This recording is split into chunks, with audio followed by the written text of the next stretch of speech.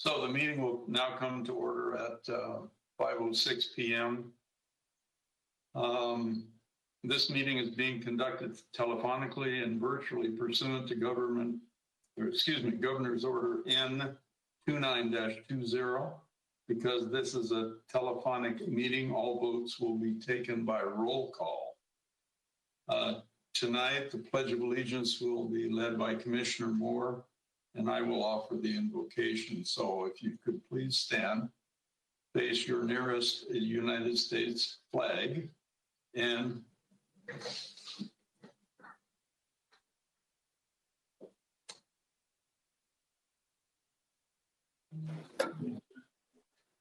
you turn on your speaker, King.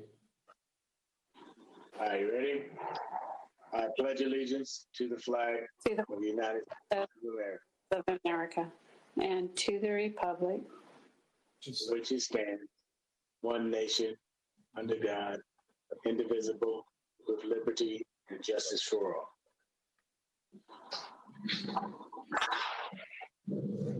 All right, thank you all.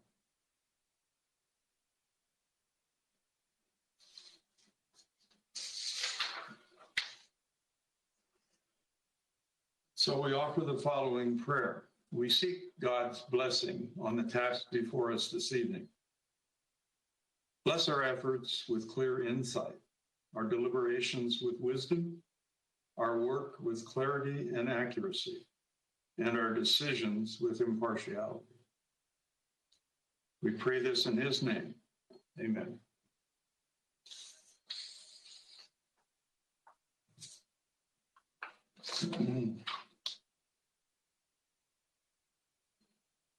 Ms. Winter, would you call the roll, please?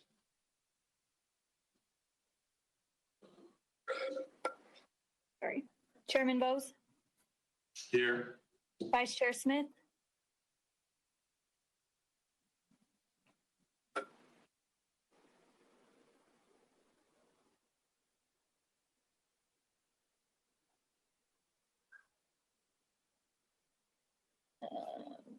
She was just here. She went away.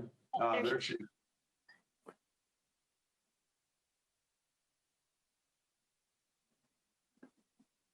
She may not have heard you.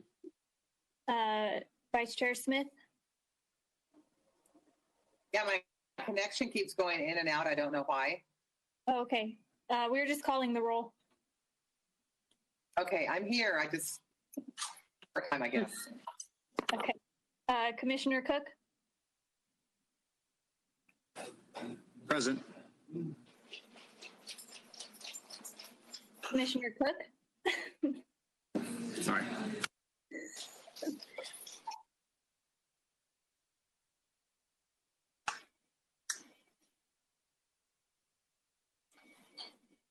What if we raise our hands? Is raising hands okay? Commissioner Harvey? Present.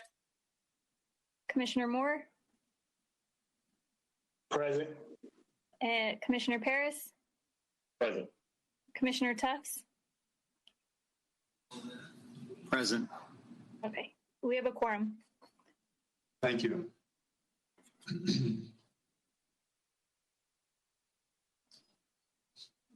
You have a further announcement? Callers wishing to speak on the public hearing portion of the meeting will be unmuted once we have reached that portion of the agenda. Commissioners and staff, please remember to mute your mic unless you are speaking. Thank you. Thank you.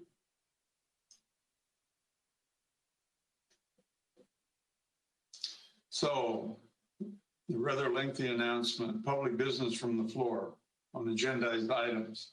In accordance with the Governor's Order N29-20, the public may observe the telephonic meeting by listening to the live broadcast on local cable channel 28 or live stream on the city's website. The public may electronically participate in the meeting by sending comments to the recording secretary by email, provided, however, that any electronic submission should have been received within 2 hours, prior to 2 hours to this start of this meeting. When called upon, the recording secretary will endeavor to read aloud each electronic submission at the appropriate time, subject to the applicable time and or limitations. Individuals' comments are limited to 3 minutes each. So do we have any comments, any electronic comments yet? We do not have any emailed comments. All right, then we can dispense with asking for those then. Thank you.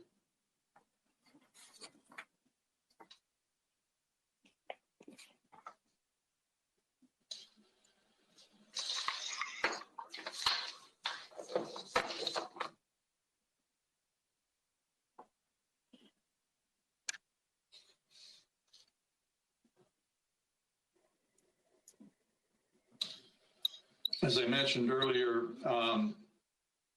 the actions of the commission will be recorded by a voice vote. The secretary will call on each of us, similar to what she just previously did.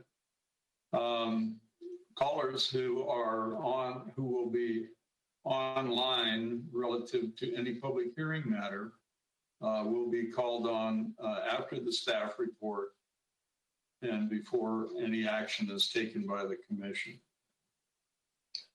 For the record, we have received updated information via electronic means, including a recent elevation for depicting the site on conditional use permit 19-10.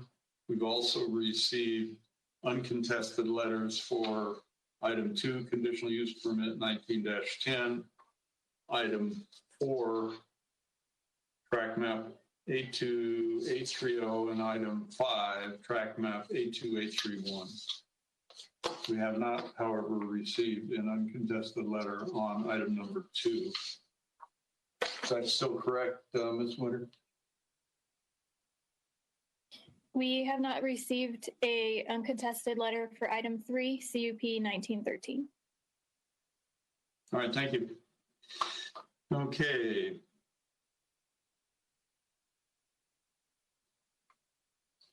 So the first item is approval of our minutes of the regular meeting of February 24th, 2020. Do we have any public comments on this? We do not have any comments. All right, thank you. So may I have a motion, please? I make a motion to approve the minutes from the regular meeting of February 24th, 2020. Thank you. Second it. I'll second that. Okay. Thank you. Any further discussion?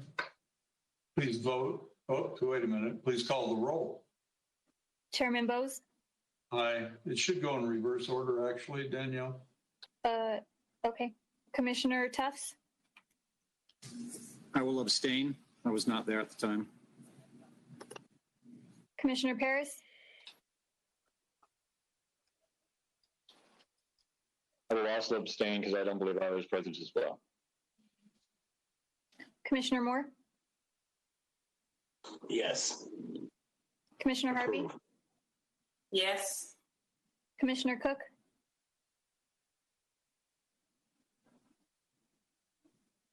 I think she said yes. Your audio is not coming through very clearly, Diane. Yes. There we go. Vice Chair Smith? Yes. And Chairman Bose? Yes. Motion passes 5 to abstain. Thank you.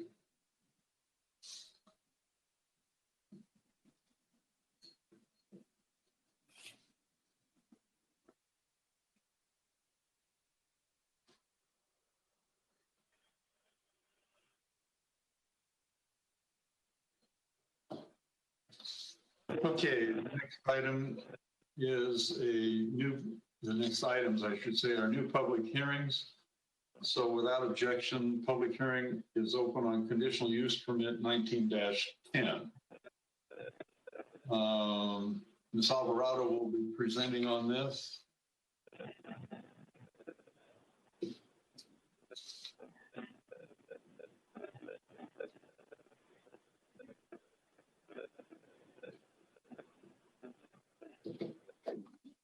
Go right ahead. Good evening, Chairman Vose and members of the Planning Commission. This item before you is conditional use permit 1910, a request to allow for the construction and operation of a gas canopy island and a mini mart within an existing building.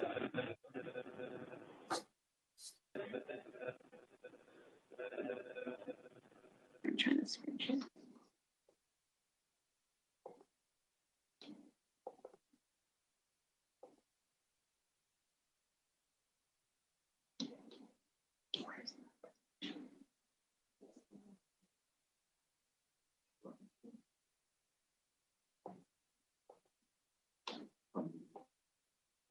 Sorry about that.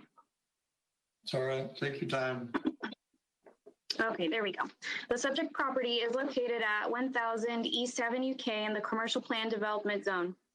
The project proposal includes a new 2,080 square foot gas canopy and a 4,008 square foot mini mart within the existing building.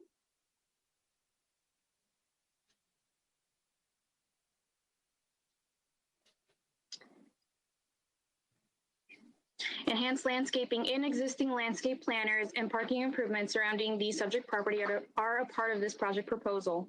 Apart from the interior tenant improvements for the mini mart, the existing building will have a new stucco exterior and stone tile with added trellis features to the outside, to be consistent with the pillars of the gas canopy in both material and color. A notice of public hearing was mailed to all property owners within a 500-foot radius of the project, and businesses within the shopping center were distributed a copy. It's been posted on the subject property as well as noticed in the newspaper on May 8th. Staff has not received any opposition. In conclusion, staff recommends that Planning Commission adopt Resolution 20-05 approving CUP 19-10, a request to allow for the construction and operation of a gas canopy island and a mini mart within an existing building located at 1000 East Avenue K. This concludes staff's presentation. I am available as well as the applicant for any questions. Thank you. We have speakers on this item. The applicant's representative. Is the applicant also presenting?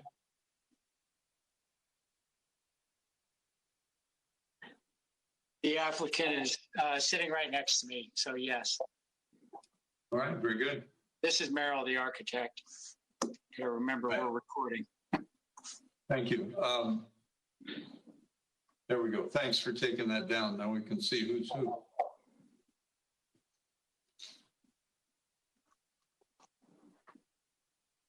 Merle, go ahead if you're ready. Mitzi actually summed it up pretty well. We're going to reuse an existing vacant building. We're working on screening at the corner. That was a big one on this one, considering our current design standards. So we've accomplished that. And we're going to make the canopy consistent with the architecture of the rest of the whole site. So it all gets tied together. And then we're adding landscaping where there's very little, few blank walls. We're going to work on those. And then we're going to clean up a trash enclosure that's existing non-compliant. We're just going to match the new city guidelines. So all that's part of the conditions, I believe. It's not, we're doing it anyway. Are there any questions? There may well be. Members?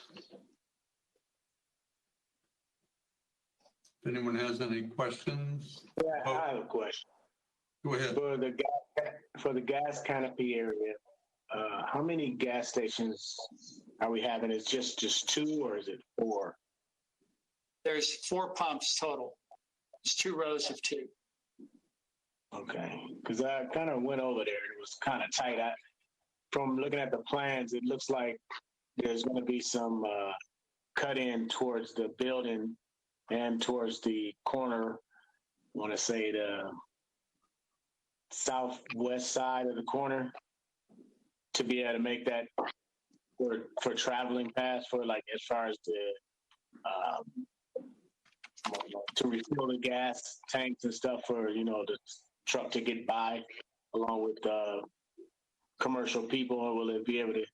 It's kind of tight over there, but it shows on the plan that it was fine. But I went by there and it just looks tight. But I can see if you cut some areas off as far as some of the existing concrete that's in the that ease out into the street, actual roadway of the area in front of the building.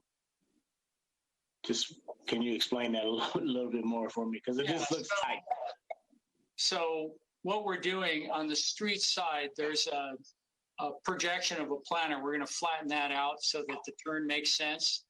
But the rest of it is toward the building, on the building side. Right now, there's a landscape finger, about a 10-foot sidewalk. We're taking that back to a 5-foot ADA walk, and that's it. That's all we could do. And it makes sense. It gives us the accessibility we need, both pedestrian and vehicle. Yes, it's a little tight, but it maps out, and Chevron was okay with it when they looked at it for their design standards, both for cars and fuel delivery.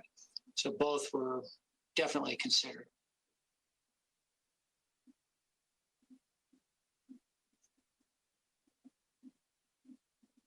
I have a question, Chair. Right ahead. My question, Mr. McLennan, what about if there's a emergency call, medical emergency call, and they need to get the fire truck and paramedics in? Is there going to be adequate accessibility to handle any medical emergency that would need to respond? The answer is yes. The medical emergency requires the same access as the fuel truck, as a matter of fact. The biggest one would be a ladder truck, for instance. Ambulance and paramedic fits easily. We're more concerned about if there was an actual fire or some sort of rescue and we needed to get a fire truck in there. They're going to take the same radius as the fuel truck does. So the standards are the same. Still a little tight, but they can do it. The beauty of this center, there's also a driveway around the entire outside of the building on the east and the south as well.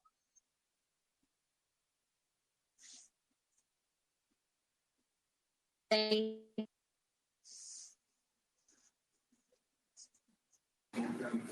I have a question. This is Commissioner Tufts.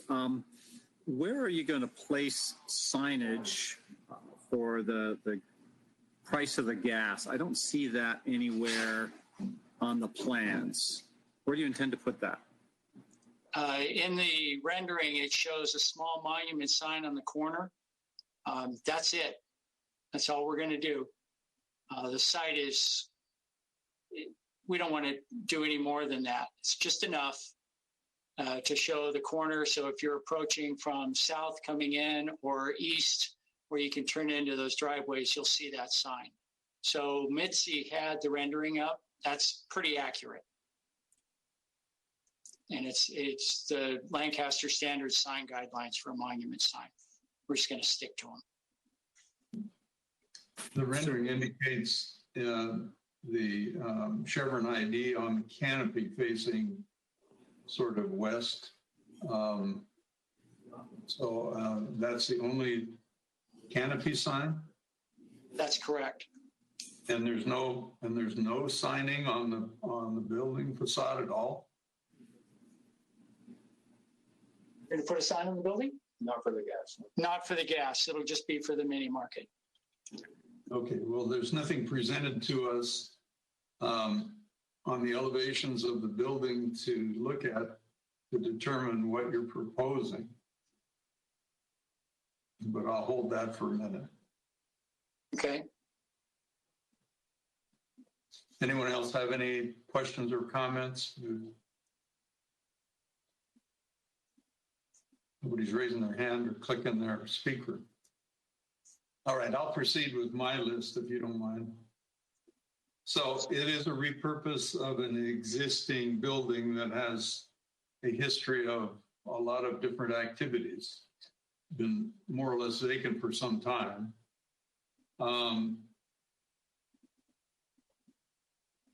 You propose trellises on the sides of the building, but we have no detail on that, so I can't determine what you're actually providing. There's a shed type structure at the rear of the delivery area, I guess, constructed out of T111 siding. I have no idea what that is. Is that going to remain? Turns out we didn't know what it was either until we tried to open it and realized Edison has a lock on it. So what we need to do is have it match the building. We need to stucco it and clean it up. It's Okay, got a bunch of site-based Edison commanded power stuff, and it looks like it was framed over years ago. So it just needs to be architecturally consistent at this point. T111's not what we want to do. Is it switch gear or something? I believe so. It's got an Edison lock on it, and we'd have to call an Edison planner to get it open. And there's no main distribution on the site that we can find that's exposed. So this must be it. And the paint scheme that you'll be painting the metal, other than the storefronts, you've got a double door in the back that's original paint primer, it would appear. Yeah, let's not do that either. Yeah, no, there needs to be just a basic color to all of that. Either play the door down, get it consistent with the building. It's pretty easy to do. It's like the canopy itself is actually going to match the building. It's not going to be a white chevron metal box. We're going to texture it a little bit and pick up the architectural features of the building. Same reason. Otherwise, it wouldn't be consistent. Right. Backing up to what the issue Mr. Moore mentioned, you talked about reducing the width of the public sidewalk. Did I hear that correctly or no? That's no. Matter of fact, the existing landscape setbacks are there, will be preserved, except at the corner, there's a rectangular projection into the site. That's going to be flattened out some, so we're going to gain some and lose some, but now we'll be able to turn around that corner. So that curb itself will be redesigned point to point. And where those parking spaces are now, that's where the drive is for the gas. Right. Okay, so we don't have a building signage plan to look at. And the reason I'm raising these questions, since this project didn't go to ADC, because of its nature, it comes to the Planning Commission. So we're obliged to look at it, look at the project and from a design and aesthetic point of view, as well as the use. So that's why you're getting all the inquiry. I actually sent the site rendering to you. It's under the I legislate under CUP 1910, if you are able to pull that up on your iPad. Yeah, the only rendering we have is the front canopy and a portion of the landscaping, which I'll get to, unless you uploaded something more recently. Okay, I just wanted to make sure that you received that.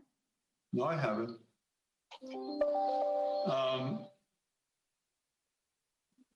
Okay, on the, you've defined,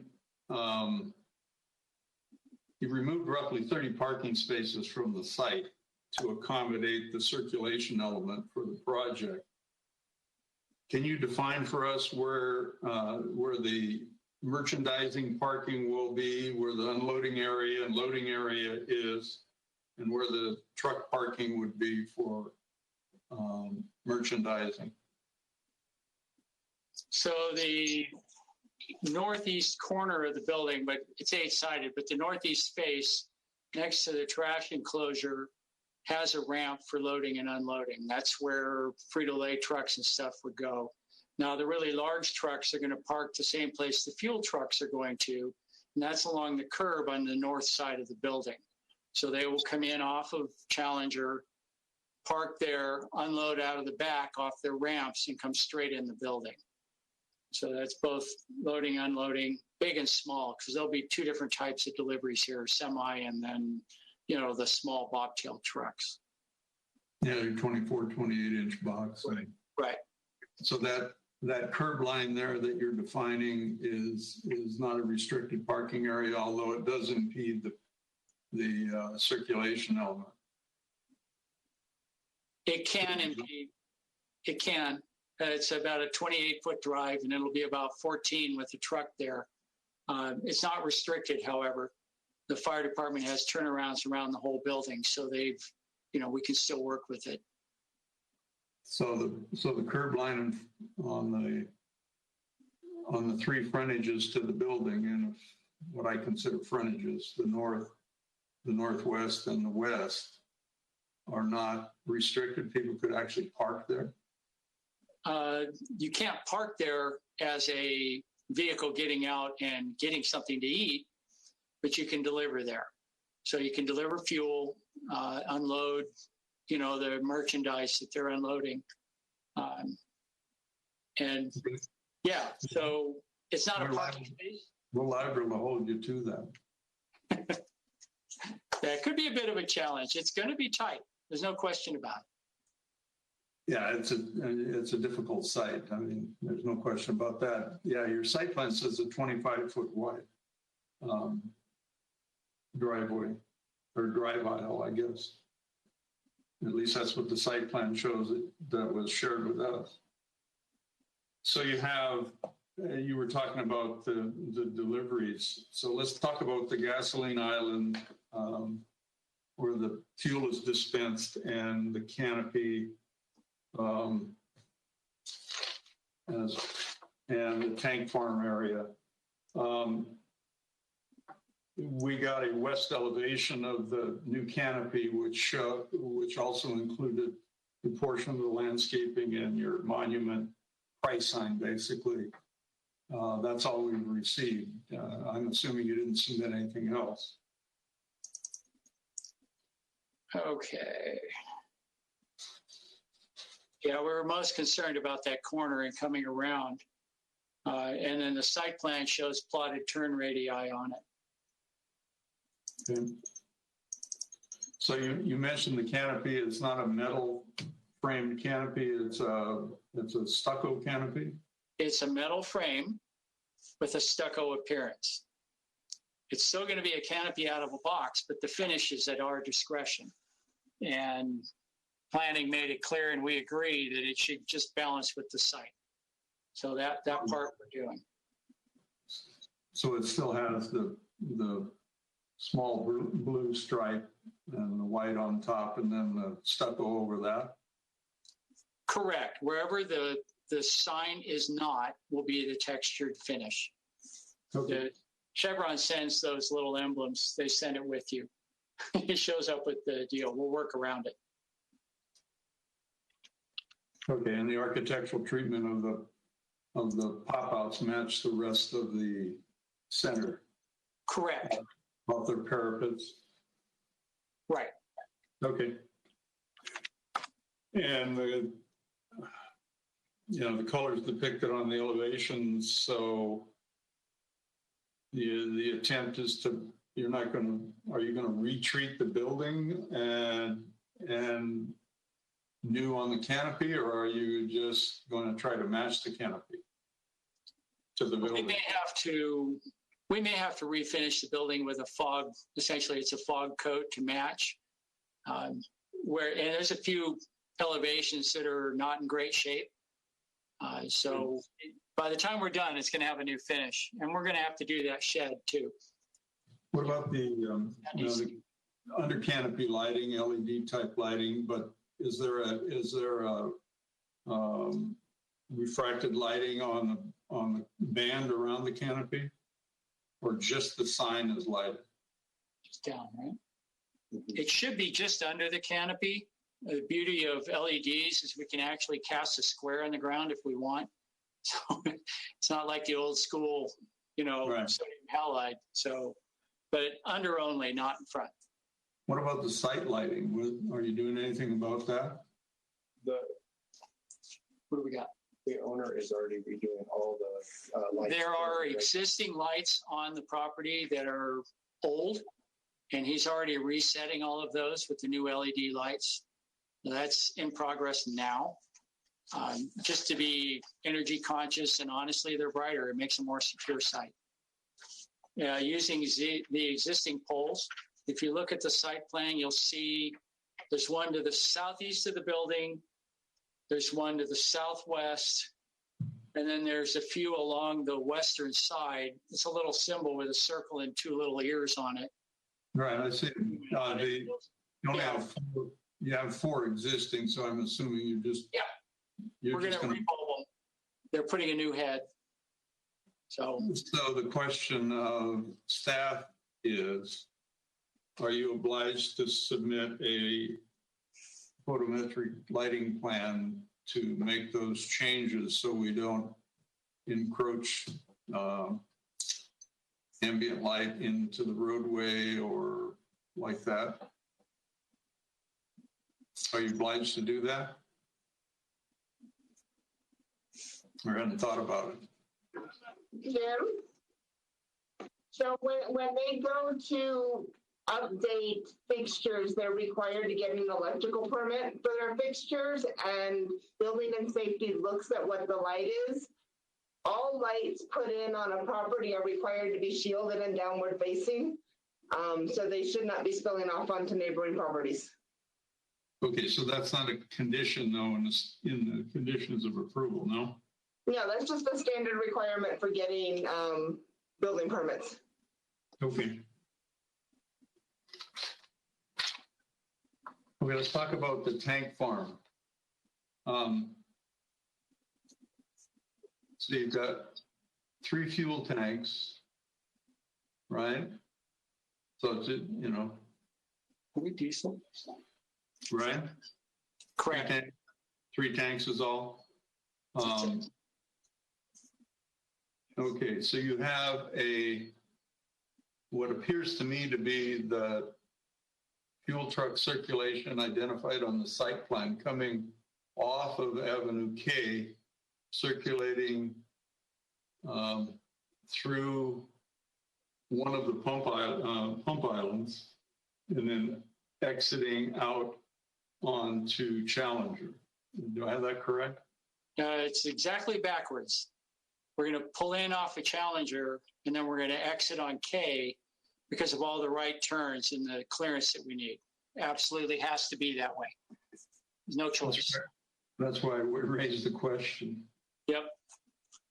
So where does the delivery truck park to offload? They are on the north side of the building along that curb next to the trash enclosure. So they'll pull clear under the pump canopy and pass it and then work off the back of the truck. So offloading fuel then will close that egress out of that ingress and egress. It will, momentarily. Momentarily, I mean, 8,600 gallons of fuel doesn't dump in 5 minutes. Nope. Scheduled off peak. Yeah, now the deliveries are scheduled off peak. That's easy to do. And honestly, it makes sense for the station owner as well. It doesn't do any good to park in front of your clients. So usually it's early morning that he gets his deliveries. What's the proposed hours of operation for this facility? 24 hours. So by your statement then, by impeding the flow of traffic, ingress and egress off the north side of the site, because you'll have a vehicle parked there and you'll have multiple hoses, you'll have the delivery of product, and then you have the venting, right?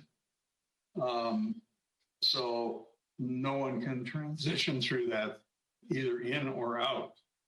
Am I saying that correctly? The way it's currently drawn, unless if they're filling the northernly-most tank, that's true. There's no way to get around it. Yeah. Yeah, there's one tank that's there now. The reason I raised the question, I'm concerned about the safety and the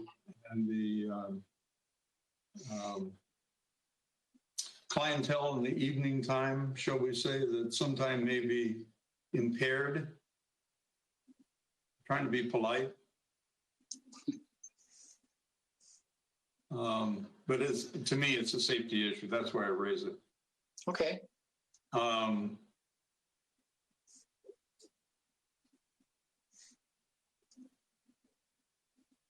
And you mentioned the fire lane. The fire lane identified on the site plan for the repurposing and of the building and so forth isn't really the fire lane. The fire lane is around the rear, right? That's correct. Okay. It's just, for some reason, got identified on your site plan. That we got, I don't know, whatever. Okay, the landscape, let's get on to that. The landscape plan really doesn't match the site plan, but I'll leave that for a minute. The rendering you provided to us does that reflect an as-built condition with the new plans? The rendering shows what we want it to look like when we're done. Some of the trees are there, but we're adding some at the corner. So we have some pretty healthy sycamores along the north and the west, but the corner lacks the screening that we're required to have. So we're going to have to plant. So the sycamores are not on the landscape plan, so we don't know what they are.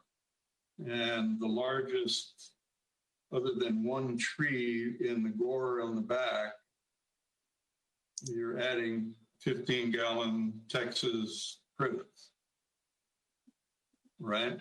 I believe that's correct. Okay. I mean, if it's preferred, we go to a 24-inch box right away. We can do it. Might have to drive a little further to pick them up, but that's part of the deal.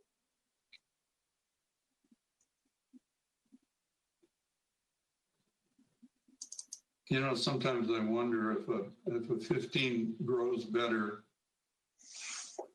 than a 24. The 15 will grow quicker than the 24.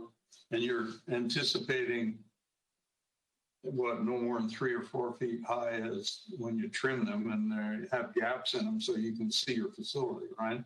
I mean, you're not building a hedge. Right. You're not proposing to build a hedge, right?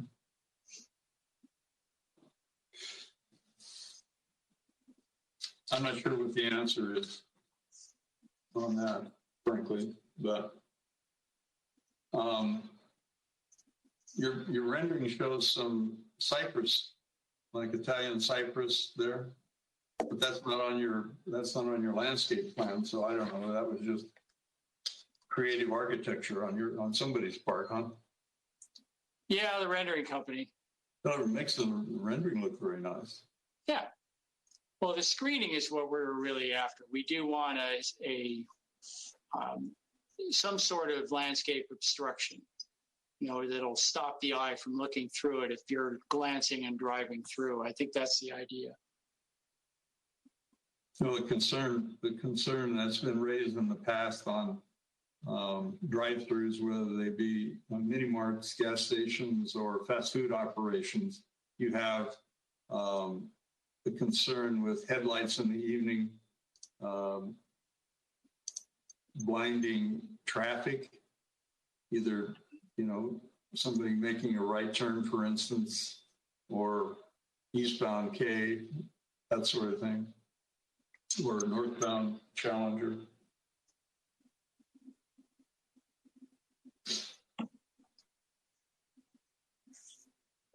You also have grass on there too, but I didn't see that on your landscape plan. So that no grass. That was green paint, right? Yeah, that's it. No green grass. Paint. Yeah, perfect. Grass invites people to sit down. We don't want that. We want them to keep right on moving. We already have a bus stop there that's a bit of a challenge. So. Well, the overall site is a bit of a challenge. When I visited, I noticed that all of the trash dumpsters, the waste management dumpsters were all overfilled, and no one was using any enclosed trash receptacles on the site. Plus the east end of the site got a whole bunch of crap. I mean, it needs to be cleaned up. It's a pig pen. So that's a technical term. It is, and it's a significant challenge because this site has been used as a dump for so long. When they built the Challenger Tap House, They fixed that dumpster on the east, put a nice top on it, all the lumber, everything else, didn't matter. They're still stacking mattresses and everything else against it. And the stupid part is you can get rid of mattresses for free. The people just don't understand that. The city already collects them over at the yard. So these guys pick them up and they haul them over to the yard. It's the best they can do. It's closer to drop them off on your way to the liquor store. Yeah, well, I guess so. Maybe.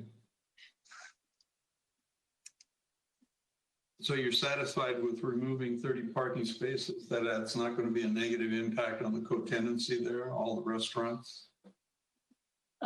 No, I think we're okay. There have been, well, just a couple of times when that parking lot was close to full except for that. And those were Friday and Saturday nights in December. And we looked and there were between 25 and 30 spaces left on the corner open. The rest was full. And nobody's parking behind yet either. I mean, the employees, there's parking behind this under the trees and stuff. It's a parking management challenge. It's going to be, and that's not going to change. I go out to eat at that center myself when we're allowed to, and it's tight sometimes, but we've always found a space. Since we've eliminated commercial parking requirements, then obviously it's the owner's, landlord's responsibility to make that determination of the appropriate parking configuration to serve their tenancies. Obviously, in the last couple of months, it's probably been no problem at all, since the food users there are only selling product, if in fact they're open, selling product to go as opposed to seated dining, right? So, and it only shows what, one ADA space, ADA vending parking, that's it? That's all you're concerned about? There's actually more than is required for the main building. So no, I know where the main building is. I'm talking about serving this one. Right, and they gets one space for that one. For the square footage, that's how the code reads. But you guarantee that nobody will be parking in front of on the curb line, so I'm not worried. Yeah. And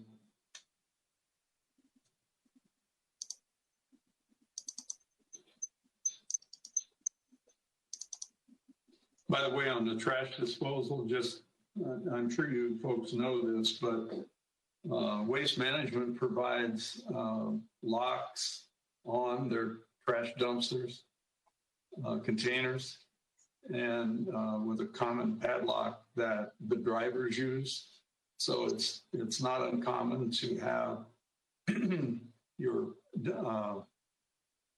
disposal dumpsters locked rather than open and junk piled on top of them. Obviously, you can't prevent people from throwing stuff on the ground, but you could go in and modify the trash enclosures on the remainder of the site and since you're spending a couple of $1 million here, what's another $298 to replace a couple of enclosures? We can't make you do that, but it would certainly go a long way to clean up the site. It's a good management idea, except for the guys wandering around on bicycles that have the 2035 key, and we can't do anything about that. There's a lot of them downtown that they just have a key. So it's kind of self-defeating, but it's all right. At least we try. Yep. Slow them down is all. Yeah.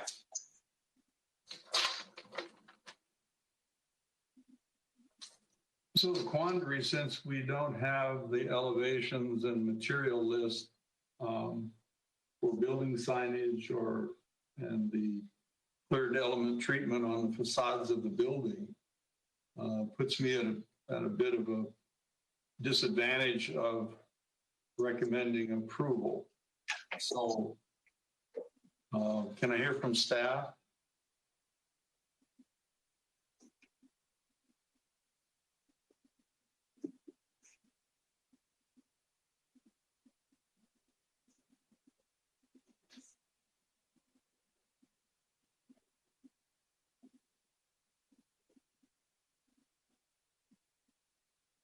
Maybe you didn't hear the question. I'm sorry, can you repeat that? Sure. I said, since we don't have a submittal on the signage for the building nor the material for the facade treatment, it puts me in a difficult position to approve this, recommend approval, since we don't have a complete submittal. So what does staff suggest, if anything?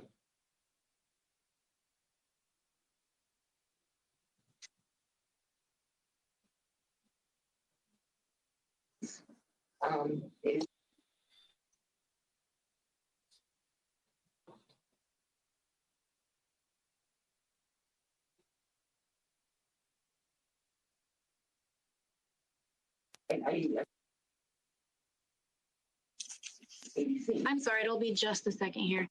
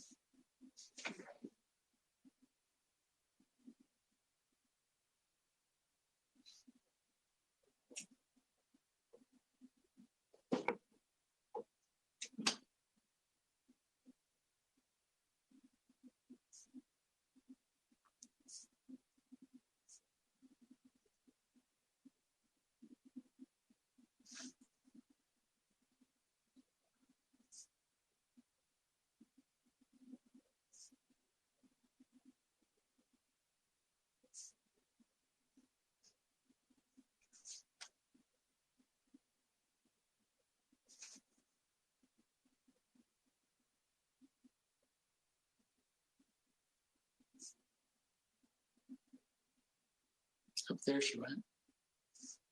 So sorry about that. So as far as the building signage, that can be submitted separately. It's typically done under a separate permit. So the applicant would need to go ahead and submit for a sign criteria permit, and staff would go ahead and look at it at that time.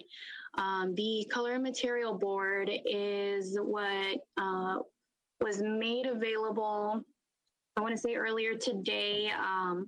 Some of the call outs on the elevations would reflect some of the materials that the applicant is proposing for it. And then of course the rendering would overall just show what the look of the consistency of the two structures would be. But yeah, as far as the building signage, we typically do look at that with a sign criteria permit. No, I appreciate that with the permit. However, with the conditional use permit, the requirement is that if we approve it sight unseen, there's no going back. Right? If we approve the conditional use permit, there's no further input from the commission. So typically we get a complete package submitted to us. When we had our staff briefing last week, we asked for pieces and parts that we didn't get. And it looks like the material board just was submitted to us. I don't know how long you all have had it. And the rendering of the canopy. So at least from my chair, it's an incomplete submittal. Plus the concern I have about the fuel delivery and how that works, blocking ingress, egress circulation. You know, on the other hand, the applicant is spending a considerable sum to improve and repurpose a building and turn it into a much better looking facility, as difficult as the site is to work with. So, all right, does anyone have anything else they'd like to add? Chairman Bose, I have one question. Is there a reason to be concerned about the other building that, I hats off for Mr. McClellan's team for deciding to do something with the Edison building, but are we okay with that? Is Edison going to be okay, or since we have not talked to him? We'll tell them what we're doing. Their equipment's inside. Access belongs to them. I don't think they care what the outside looks like at all. I think that wooden box was put on there as a stopgap measure to keep people from tampering with what's inside. It's normally what happens. And it was probably done in a hurry at somebody's request, and then Edison locked it up. So I'd say condition it. I'll talk to them directly. Their planner is a little busy right now, but I'm sure they'll let us deal with it. And honestly, we only need it open once. Once they come in to make sure the door works, and then we just blend it with the rest of the building. Okay, I didn't want to make something out of nothing. I just wanted to make sure that we were within the confines of what we were allowed to do. That's all. I just want to make sure that we were okay there. Thank you. I'm not sure if you are or not, but I think it's a good idea anyway. I think it should blend in. We're going to fix the rest of the building. We may as well.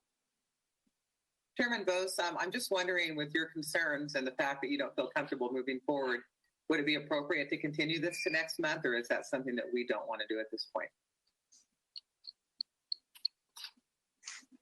Well, it's been what? We heard this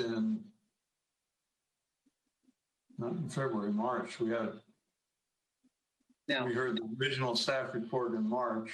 Right, at our agenda review. No, May. We can continue it if that's the commission's pleasure. Or if you're ready to vote on it, that's your pleasure as well. I'll entertain whatever motion you want, whomever wishes to offer one.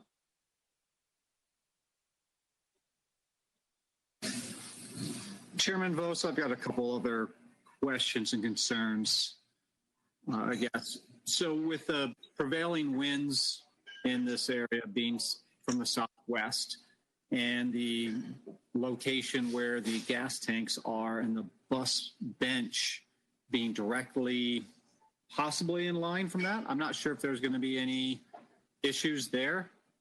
That's, I don't know what the fumes may do to the personnel waiting to get on the bus. Has that been taken into account? It has. So new fuel systems, if there are any vapors leaving, there's a problem. So those vents are there for an emergency type of a thing where there's a fault with the tank.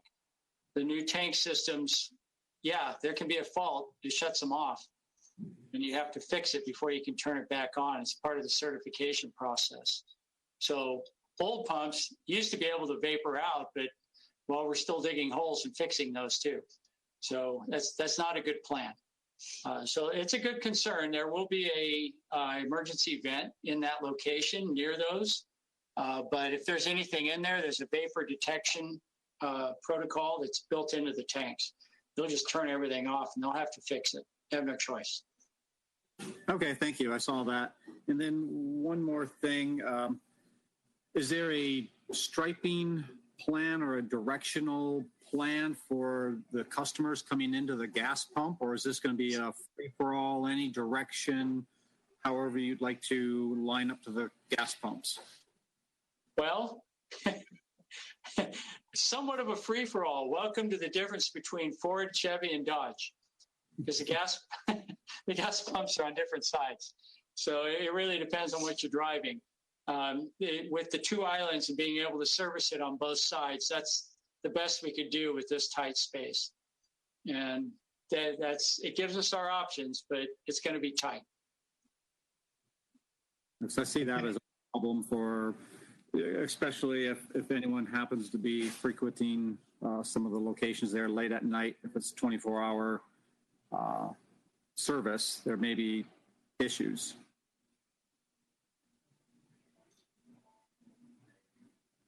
Well, the good news is that proposal does not include alcohol beverage sales. On site, yes, sir. Since the owner operates the liquor store, I believe. I can't read the scale on the width of the two pump islands. It's 28 feet or something. Is that what it is? It's approximately that. It's enough for 2 cars and 3 people to walk by each other, and that's it. So if there's cars on both sides, you're not going to drive between them. But my truck and a truck coming the other way would still be fine. And I drive a Ford 250. So, getting back to Commissioner Tuff's question that he raised, and that may be why you raised it, is the under canopy circulation. So there is not sufficient room if vehicles are dispensing fuel under the canopy on each side of the island. There is not sufficient space for a vehicle to transition through. They'll be stacking somehow, assuming there's that volume of business. They'll be stacking either on the northeast or the southwest side, waiting to fuel, right? Yeah. Yeah, if there are 8 cars fueling, you're going to wait. If there's less than that, there'll be a spot for you. So that's the nature of a 4-pump, 2-sided drive-through situation. Now, the distance, the 20 feet from the first pump to the building, does allow a car to pull through when somebody's fueling. Just going through the center or the northwest outside, that's not going to happen. So you could actually pull in front of the building if you wanted. There's 11.4, something like that in there. That's a regular truck, not quite a fuel truck, making a turn. Fuel truck going straight would work. And it's not a fire truck. So it's right in between. But they'll be going in the wrong direction of the flow of traffic, correct? Correct. Okay.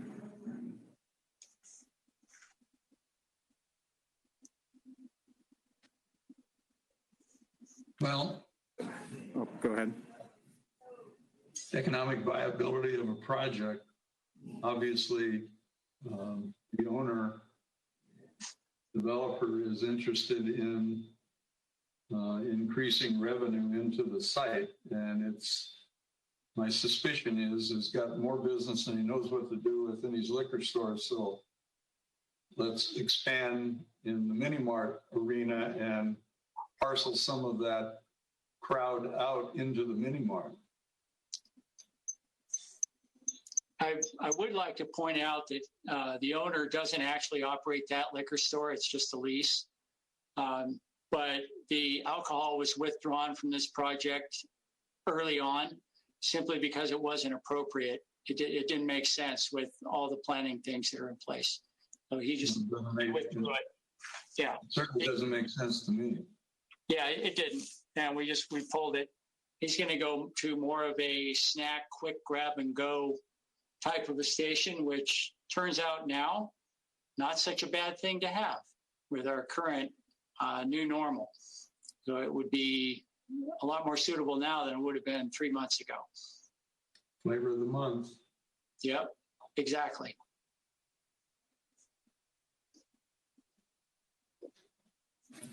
That's all I have. Well, members, what's your pleasure? I think we've run this out.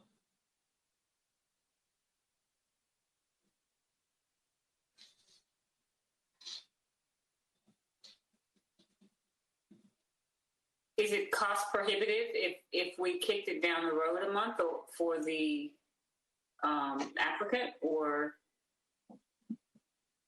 Say that again. Would it be cost prohibitive? Meaning, is that going to set the applicant back financially? if we did kick it down the road to get those couple questions answered?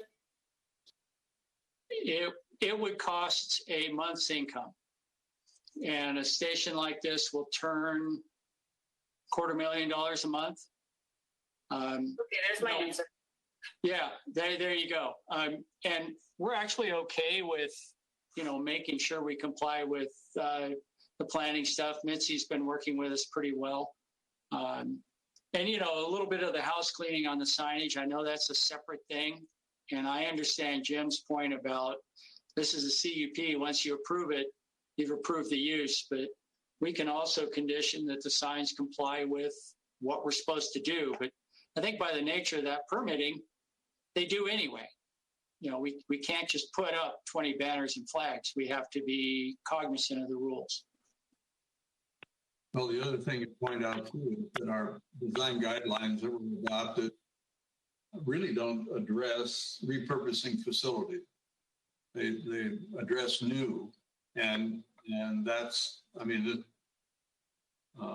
commendable that someone wants to come in and spend the kind of money you're talking about to create a viable business that, in someone's point of view, may be necessary for that marketplace. On the other hand, there's a finite amount of fuel sales to be gleaned from the marketplace, so you're ultimately taking away somebody else's fuel volume. At least that's what I recall when I built a whole lot of Chevron stations before some of you were born.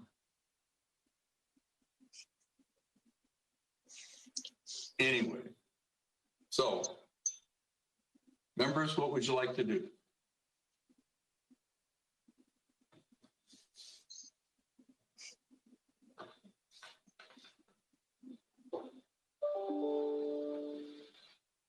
All I see is red microphones here. I don't see any green ones.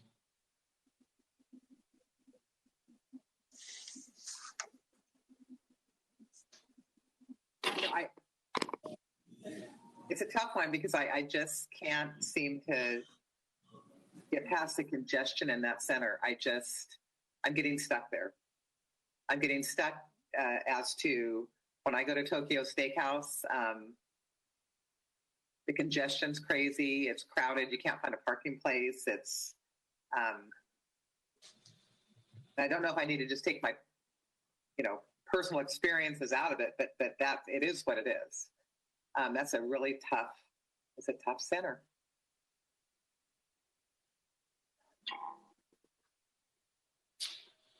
Well, if someone would care to offer a motion, then we'll make a decision.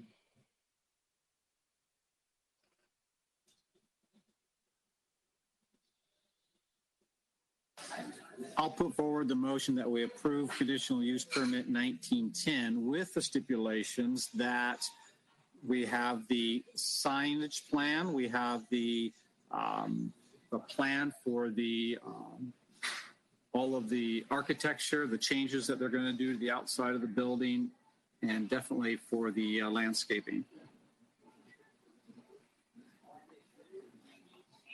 All right, thank you. I'm sorry, Commissioner Tufts, can you clarify who we is? We the commission, we've asked for some of the updates on so they can plan their layout there, so we can get a much better idea of what they're going to do with their embellishments that they're going to do for the architecture. Right now, it doesn't have any colors or any schemes. If they're going to leave it the same, so it's going to blend in, but we just need to see what they're going to do. And then the landscape layout, a little more clarification on what they're putting there. Actually, we received a material board rendering. I don't know if you got it, Dan. No, sir, I did not see the material board rendering. I mean, I've seen a rendering, but it's not in color. So what you have to do is go out out of the agenda, and you'll see the little arrow on the bottom of your screen to reload, and the material board will pop up. So go out of this item back to the Planning Commission screen with the various action items, reboot it, and you will find it. Am I making sense?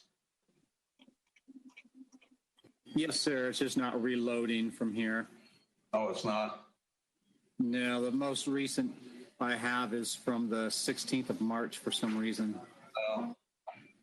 Okay. It's available. You got it? Okay. No, I say if it's available and if it seems to be in compliance, and then I don't have an issue with it. I guess then my motion is to approve the conditional use permit number 1910. Thank you. So without amendment. All right. Do I have a second, please, from anyone? A second. Chairman Bose, excuse me, can you please close the public hearing? You know, what we didn't ask for was public comments. I'm sorry. Ms. Winter, were there any, or are there anyone posed to ask questions in the public arena? So we did not receive any emailed comments, but at this time, the public phone lines are now open for those wishing to speak on the public hearing for CUP 1910. Any callers wanting to comment, please press *6 now and wait until you are called upon. Speakers are limited to 3 minutes each. Okay, so we'll hold the motion in abeyance until if we have public comments. Danielle says the mic is low, so you'll have to speak up. Okay. So is the mic on? I'm sorry, we lost you a little bit there, Chairman Bose. Can you hear us now? Yes, we can hear you.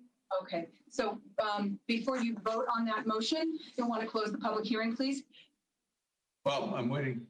I'm not clear if there are any audio public comments. It does not appear to be so, as nobody unmuted themselves. So. Okay, perfect. So we'll close the public hearing and consider the motion that was made by Commissioner Tufts and seconded by Commissioner Paris to approve the conditional use permit 19-10. I'm clear on the motion? Please call the roll. Commissioner Tufts? Yes. Commissioner Paris? Yes. Commissioner Moore? Yes. Commissioner Harvey? Yes. Commissioner Cook? Yes. Vice Chair Smith? No. And Chairman Bose? Unfortunately, I have to vote no. Motion passes 5-2. All right, thank you. Well, good luck with the project. Thank you. Thank you very much. All right. Thanks, Merle. All right. With all these other caveats, I lost my place, so I'm sorry. I apologize for not asking you the right questions, Ms. Winter.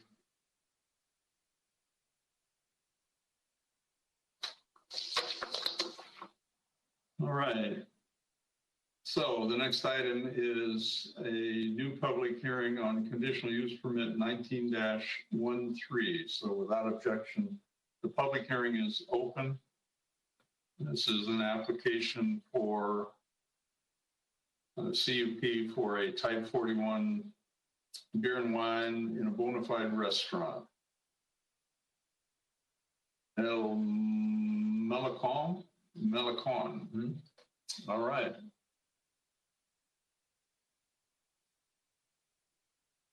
Ms. Alvarado? Yes, thank you.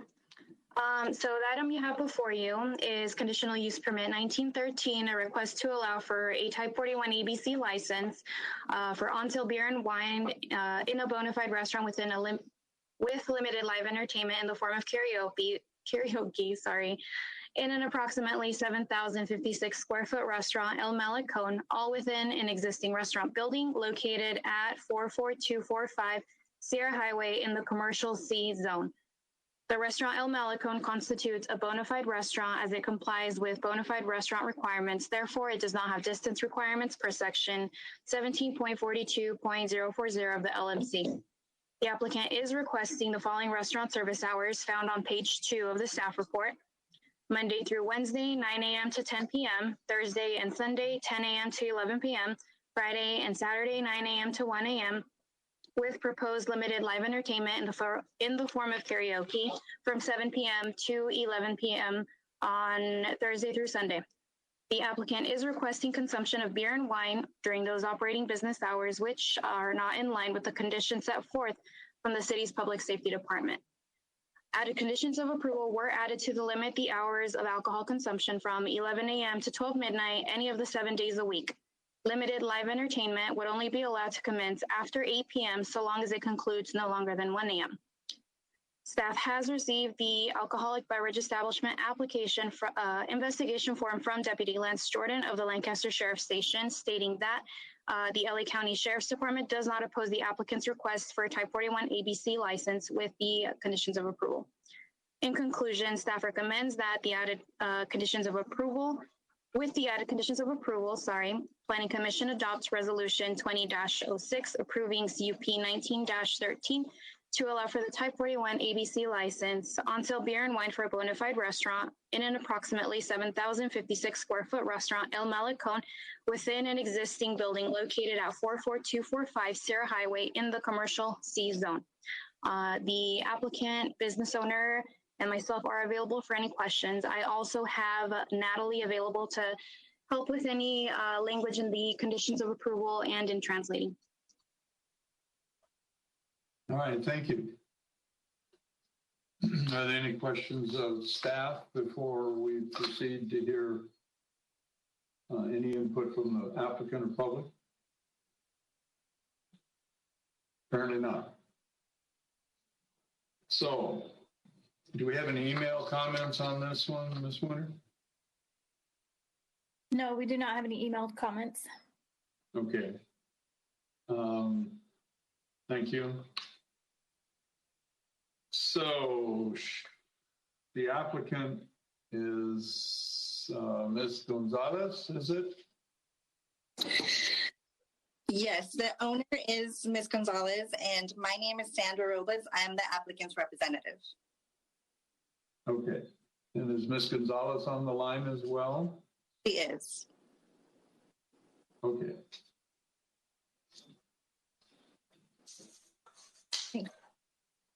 So we'd like to hear from Ms. Gonzalez. I have a couple questions for her. Okay.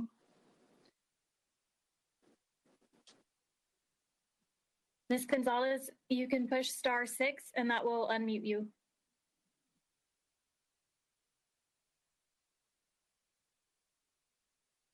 I also have a request, if that's okay, if I may proceed with that.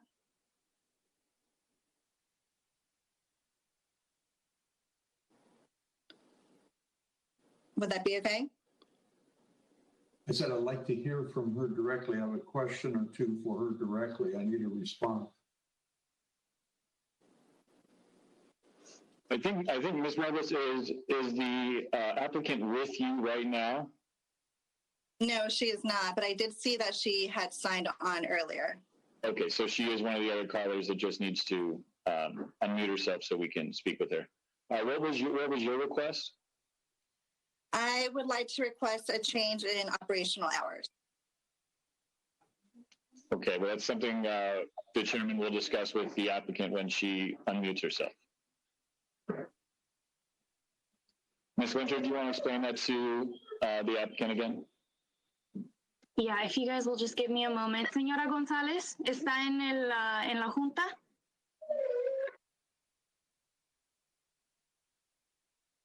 Hello, señora González.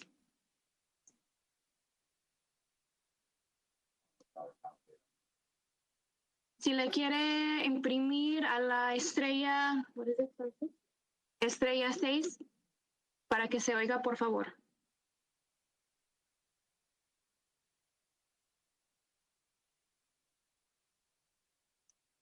I'm not sure if she's having connection issues or she's not present. So we don't know if she's on a phone line or not. I did see her name pop up earlier. Hello, did you hear me now? Yes, we can hear you now. Okay. There she goes. Now she's there. Ms. Gonzalez, can you hear us? Yes. Did you hear me now? I can hear you just fine. Thank you. Thank you for being with us today. We have your application and we've reviewed the recommendation of staff.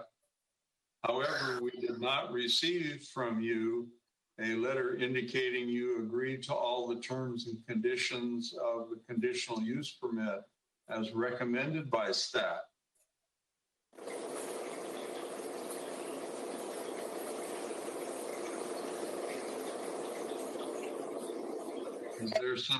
Is there some reason why you don't agree with the conditions of approval?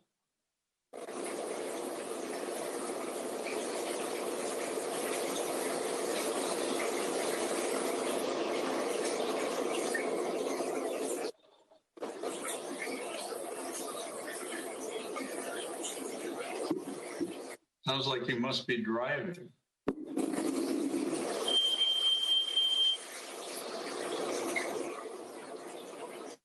So if I may, I do know what the question is. The only thing that we didn't approve of or agree with were the hours of operation. The applicant wanted the restaurant to open at 9 a.m. to serve breakfast, and the staff report is starting at 11 a.m.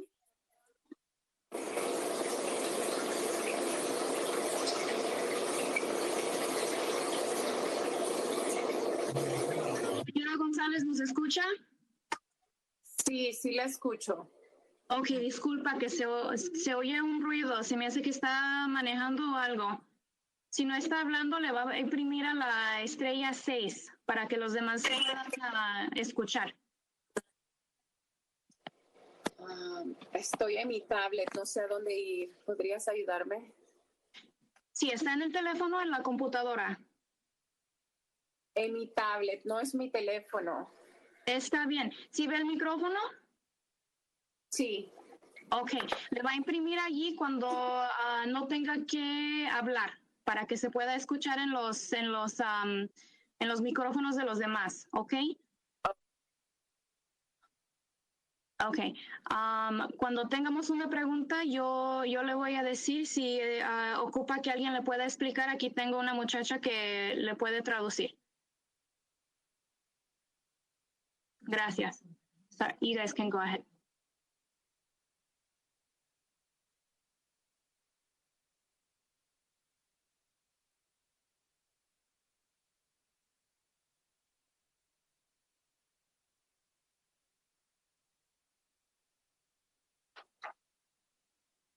So, Sandra, just to clarify, what we spoke about, your request was to ask for alcohol beginning the hours of 9 a.m. Is that correct?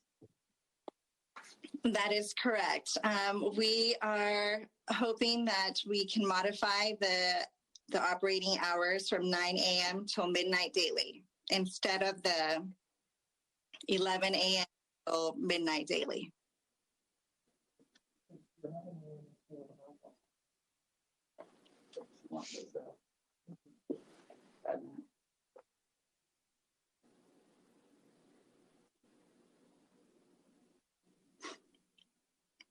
Okay. I went ahead and prepared just a small reasoning behind that. So the restaurant El Malecon will have an extensive food menu focused on Salvadorian cuisine and Mexican seafood. Dinner items will include seafood molcajetes, which is an array of seafood served atop a lava mortar stone, and siete mares, a soup with 7 different kinds of fresh seafood. The menu will also include a kids menu and a variety of breakfast choices, such as huevos rancheros or the more traditional steak and eggs. The applicant originally requested an opening time of 7 a.m. of 9 a.m. to offer breakfast menu options. However, when the application was reviewed by LA County Sheriff, the sheriff included conditions that are standard across all restaurant approvals. We strongly feel that these conditions should be reviewed on a case-by-case basis, as having earlier opening hours will not have a negative impact on the surrounding neighborhood. As such, the applicant is requesting modified hours of operations. The staff approved operating hours from 11 a.m. to midnight, but the applicant would like to request the operating hours from 9 a.m. to midnight. Again, I would like to stress that El Malecon is first and foremost a neighborhood restaurant, and the owner, Ms. Gonzalez, will act responsibly with alcohol sales, which are incidental to the restaurant's operation. The applicant has over 7 years' experience operating a restaurant in the Los Angeles area, and that restaurant also serves beer and wine. Ms. Gonzalez has had an impeccable ABC record, and she hopes to continue her exemplary record here in the city of Lancaster.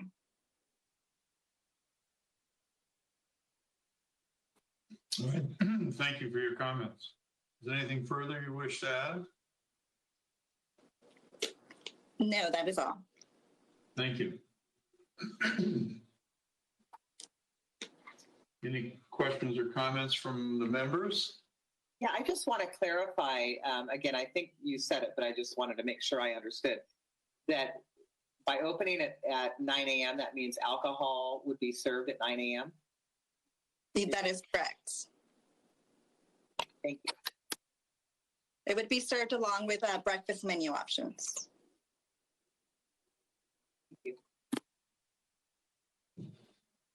Anyone else have any questions or comments? This is Diana. I have a question. So you're asking us to amend that condition? Is that what you're asking? Yes, that is correct. And this is a condition that was recommended by the Sheriff's Department, correct? I mean, this is, as you said, standard, but it's probably based on... Yes, it is a standard one, so it's a blanket one, but it doesn't consider restaurants that would like to open earlier for breakfast. This condition, actually, if I may interrupt, is not standard. This is just according to whatever it is the Sheriff's Department and Department of Public Safety specifically looks at within the city. Yeah, it's not just the Sheriff's Department. It's also Mr. D'Erico's analysis and recommendation. Isn't that correct, Ms. Alvarado? That is correct. So generally, most folks that serve breakfast typically start at 6 or 7 a.m. in our community, at least in that neighborhood, not 9. So staff's opinion is that if I understand staff's recommendation, they're not recommending anything other than what's been provided to us. That is correct. Okay. All right. Is the applicant still on the line? Señora González, yes, can you hear me? Okay. Yeah. All right. Do you clearly understand if this conditional use permit is approved, that there will be no nightclub activities at all, ever on the premise? Yes, I understand. Okay. And if there is, that you'll get immediately shut down. You understand that? Yes. Ms. Gonzalez? Yeah. All right. Thank you. Do we have any other audio comments from anyone, Ms. Winter?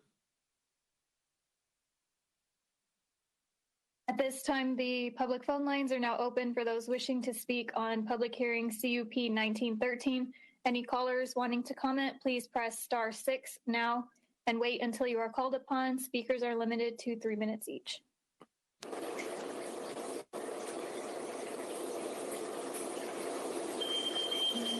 It does not look like we have any speakers.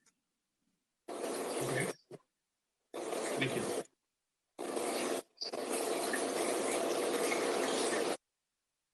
All right, then. So anything further from the members?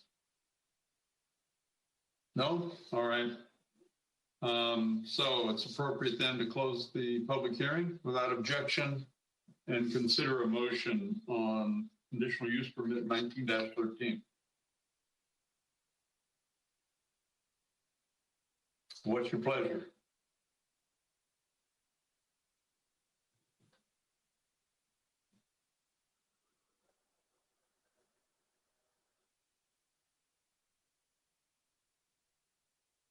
I move to adopt resolution number 20-6 approving the conditional use permit number 1913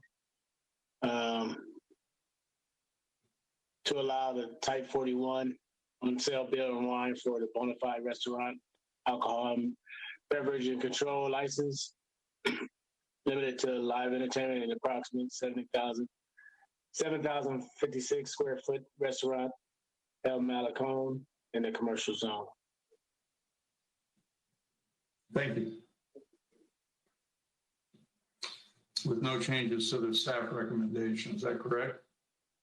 That's correct. I mean, I'm okay personally with open up at 9, but I would still keep the recommendation of the sheriffs is starting at 11 for drinking of alcohol. But that's not in your motion.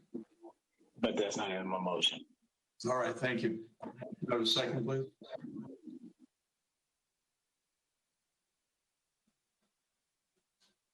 I second. Thank you. Is anything further from the members?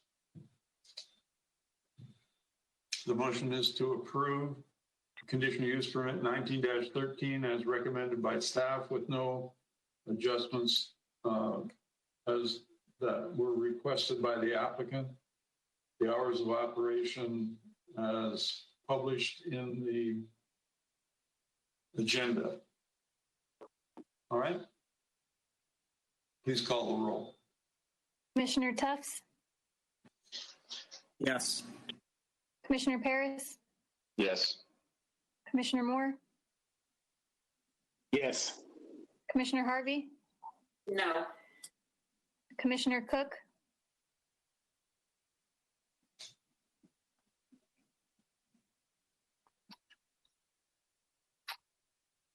Commissioner Cook? Yes. Okay. Yes. Can you hear me? Yes, I can hear you. I'm calling the roll for the vote on CUP 1913. Yes, my answer is yes. Okay. Vice Chair Smith? Yes. And Chairman Bose? Yes. Motion passes 6-1. Thank you. Good luck with your venture, Ms. Gonzalez. All right. Next item is also a new public hearing. So without objection, public hearing is open on tentative tractor map number 82830. For the record, we received an uncontested letter from the applicant, Mr. Rivani, Actually, he's the applicant on both these, both items, this one and the next one. So,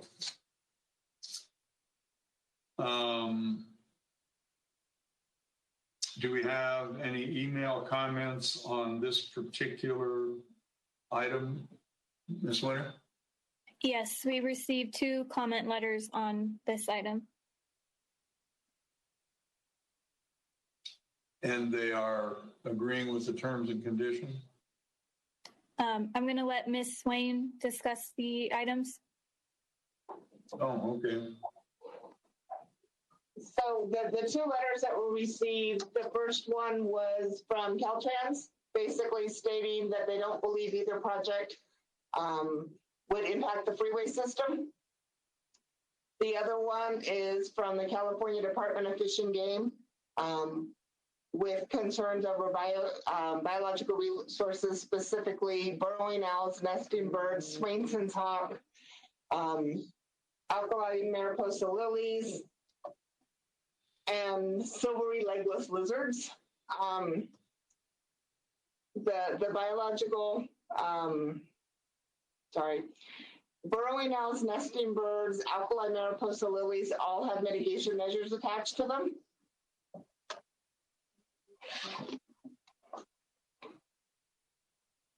There were no Swainson hawks in the vicinity, and the nearest recorded incidence of the silvery legless lizard is approximately 5 miles away, and there's no suitable habitat on site. So staff feels that all of the issues raised in the letter by CDFW have been adequately addressed. Very good, thank you. Any questions from members?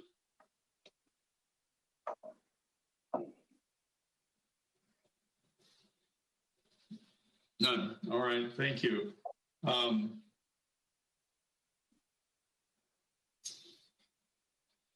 Okay.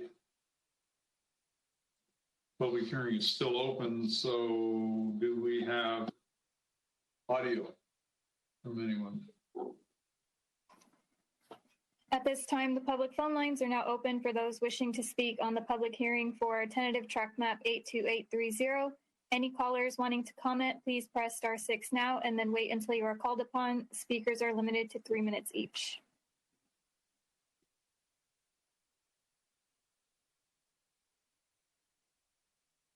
It appears we do not have any public speakers. All right, thank you. Anything further from the members? So without objection, we'll close the public hearing and consider a motion on track map 82831. I move that we adopt resolution number 20-07, approving tentative track map number 82830. 82831. A second. Sorry, 30. Wrong page. Go ahead, thank you. And who seconded it? Oh. Who seconded it? Commissioner Paris did.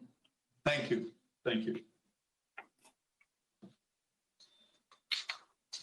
So please call the roll.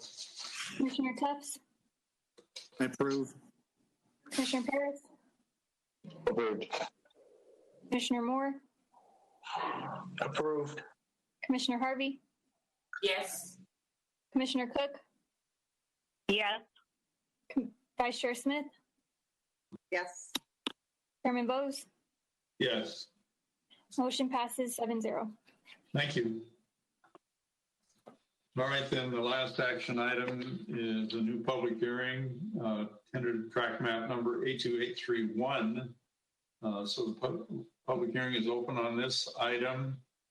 We did receive an uncontested letter. Okay. The email comments, we have the same letters on this as we did on the previous item. That is correct. Yes? Same letters? Okay, good. All right.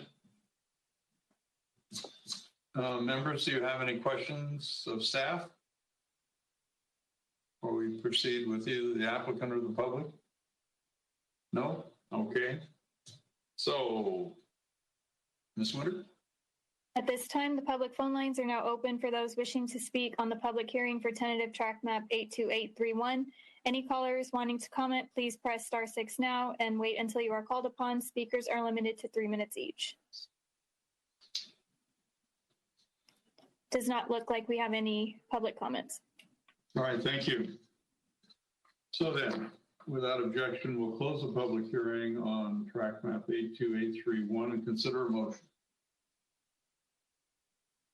I move to adopt resolution number 20-08 approving tentative track map number 82831. Thank you. And a second. Thank you. We have a motion and a second. Anything further? Call the roll, please. Commissioner Tufts, I approve. Commissioner Paris, Approved. Commissioner Moore, Yes. Commissioner Harvey, Yes. Commissioner Cook, Yes. Vice Chair Smith, Yes. Chairman Bose. Yes. Motion passes 7-0. Thank you. All right. Now it will be public comments from the public.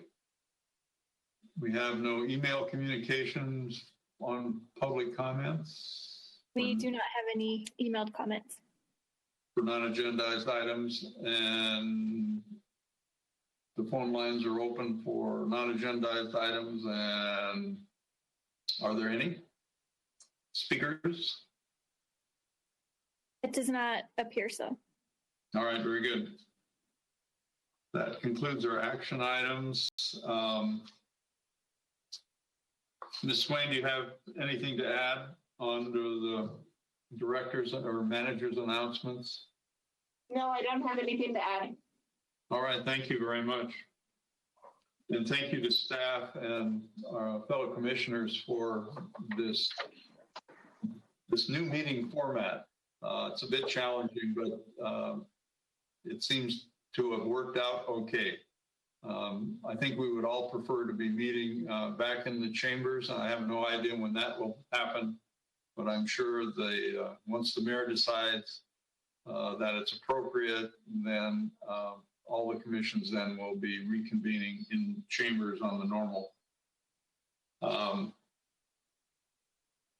So if there's nothing further from anyone, we'll stand adjourned until Monday, June 8, 2020 at 4:30 p.m. For agenda review. And we'll assume it's this format unless told otherwise. Ms. Winter will tell us exactly what to do. Sounds good. All right. You guys Thank later. you all. Have a good evening. Thank you. You too.